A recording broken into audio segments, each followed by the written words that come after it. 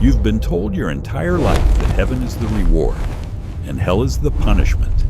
Light is good, darkness is evil, simple, clear, final.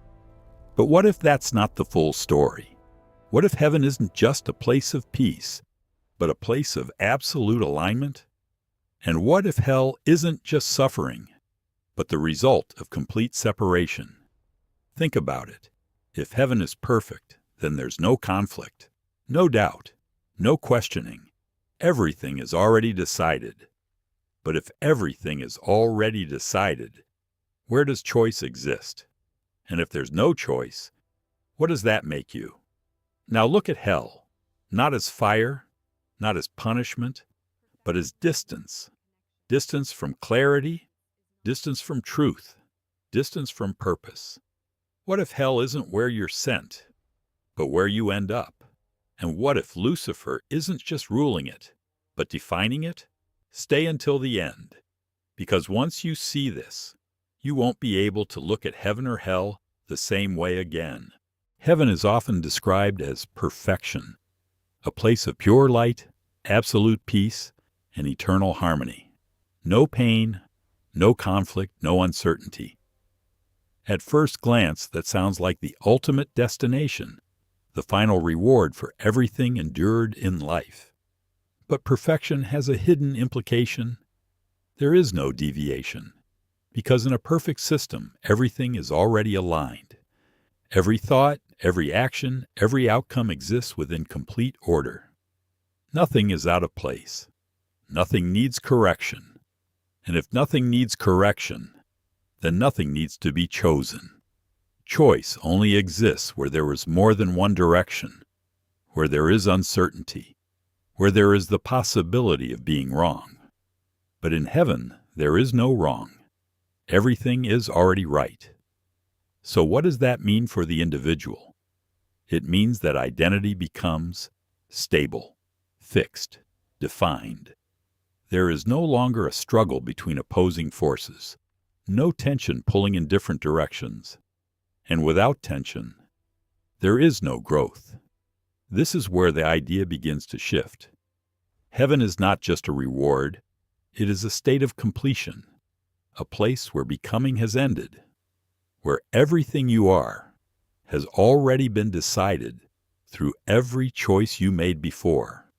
In other words, heaven is not where you figure things out. It is where the result of your decisions becomes permanent.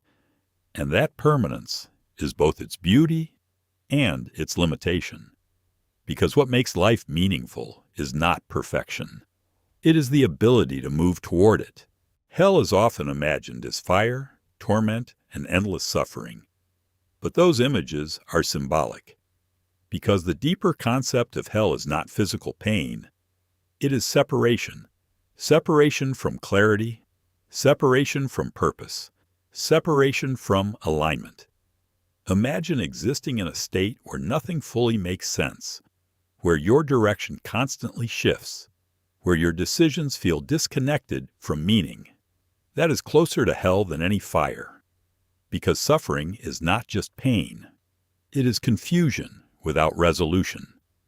In this state, nothing is stable. Every choice leads to more uncertainty. Every direction feels incomplete.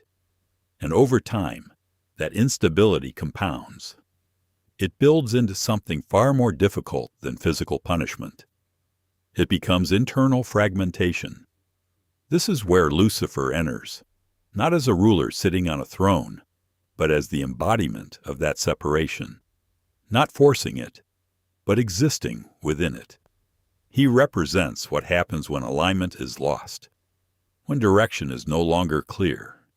And the deeper truth is this: hell is not a place you are sent to. It is a state you reinforce. Every time clarity is ignored, every time truth is distorted, every time direction is abandoned, it builds, and eventually, it becomes your environment. Lucifer is often described as the defeated one, the fallen angel cast down, separated from heaven. But that perspective assumes that the story is about winning and losing. It isn't. Lucifer's role is not to win, it is to exist, because without his existence, there is no contrast, and without contrast, there is no choice. He does not need to overpower heaven. He does not need to destroy anything. He only needs to remain present, because his presence introduces alternative direction, alternative thought, alternative interpretation. And once alternatives exist, choice becomes real. This is why Lucifer does not disappear, not because he cannot be removed, but because removing him removes the condition that makes decision possible. He is not the end. He is the variable, the factor that prevents existence from becoming static. Without him, everything would be fixed. And a fixed reality has no movement, no growth, no meaning and direction. Most people believe they are standing between heaven and hell, between light and darkness. But that's not entirely accurate. You are not standing between them. You are moving through them. Every decision you make shifts your position, not in space, but in state. You are not waiting to be placed into heaven or hell. You are actively forming the direction that leads to one or the other. And that direction is not determined at the end. It is built continuously, moment by moment, choice by choice. This is the part most people avoid, because it removes the idea of a final judgment as the only moment that matters. Instead, it replaces it with something far more immediate, responsibility in the present. Heaven is not a future reward. Hell is not a future punishment. They are trajectories, paths that become more defined the longer you walk them. And Lucifer, he is still there, not pulling you, but existing in every moment where direction is unclear, every hesitation, every doubt, every alternative thought. So the real question is not, where will you go? It is far more direct.